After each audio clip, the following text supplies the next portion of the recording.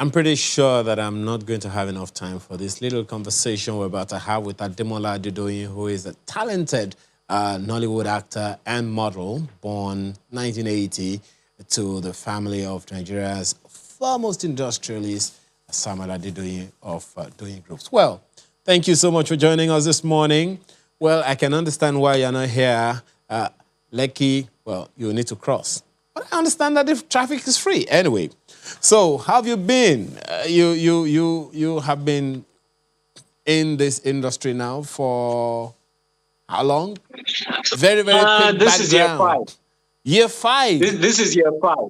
Yeah. You don't say. You don't look like it. You don't even act like you are just in for year 5. What's the magic? Is that a lot or not a lot? It's like you are a neophyte who has become a professional.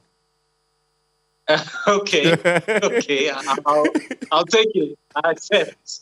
It is. And I have, forgive me, but I just happen to be one of your fans. I'm an extremely critical movie buff. So I'm happy with a few of us. As I said, I won't have enough time for this conversation, but if you want to tell us very, very quickly from where you stand, what's your assessment of what we're doing in Nigeria's movie industry at this moment? Would you say we are speeding up enough, or we are pussyfooting about our progress in movie making? What's your assessment? We are not pussyfooting at all. The speed, like you said, the speed is definite. Like, we're actually going very fast. Like, we're producing serious amounts of content. You know, we're the third largest industry in the world. Yes. In terms of quantity and production.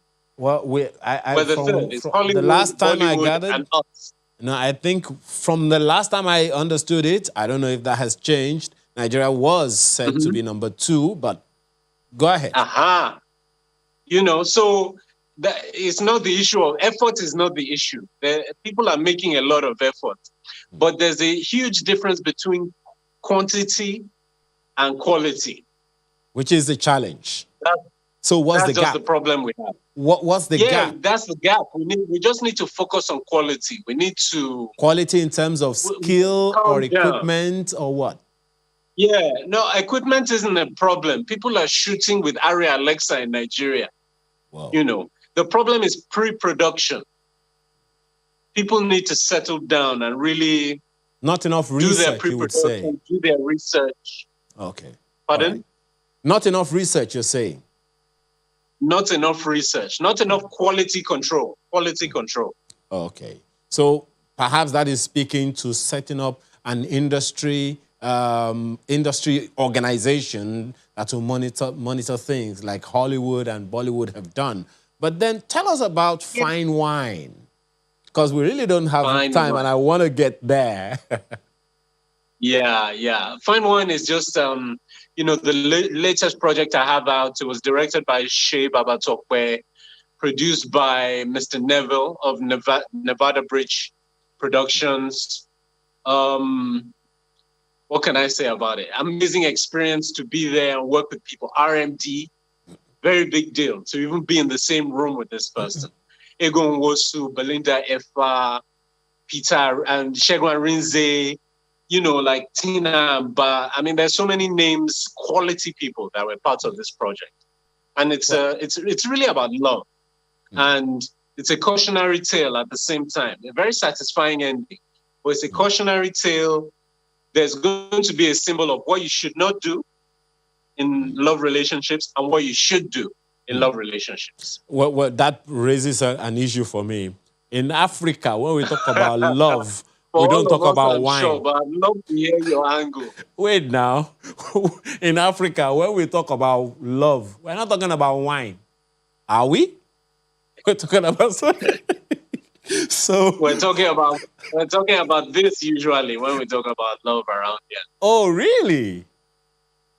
So how much of fine wine has those intrinsic African values that people can continue to draw from? Because I'm pretty sure that we'll have some international elements there. But how much of it is African that protects Africanness, and how much of it is global?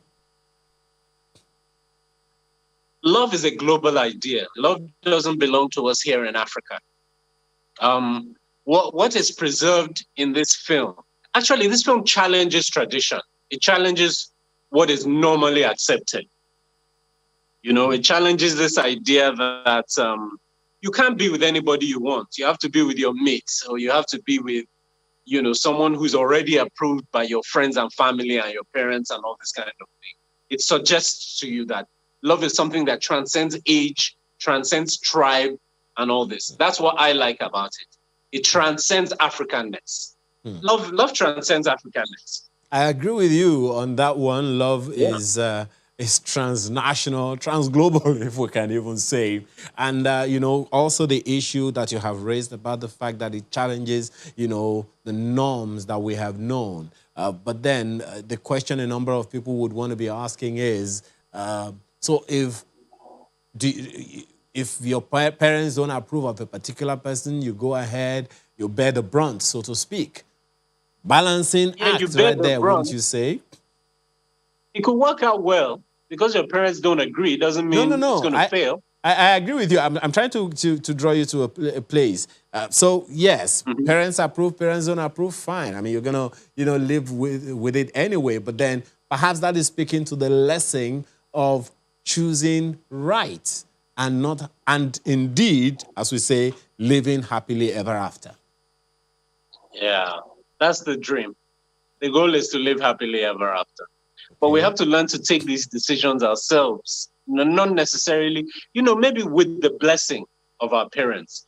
But, you know, our parents aren't getting married. They're not going to marry our partner with us. So it's really up to us and our God, if you believe in God. And you need wisdom and maturity to make the decision on your own. You're the one that's going to have to live with it for the rest of your life. Because hopefully you're only getting married once. So...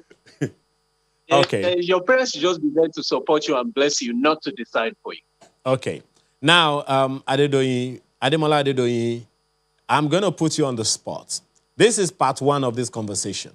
I haven't had enough time to talk with you the most that I would have loved to, and I'm pretty sure you would have loved to have good enough time as well. So I'm not even going to take a yes or no from you. We're going to have you again anytime soon. But thank you so much for your time and thoughts this morning. I would have loved to be there if not for traffic. Understandable. Thank you so much for your time and your thoughts. And all the best with fine wine. Have some today. Thank you very much. Enjoy. You too.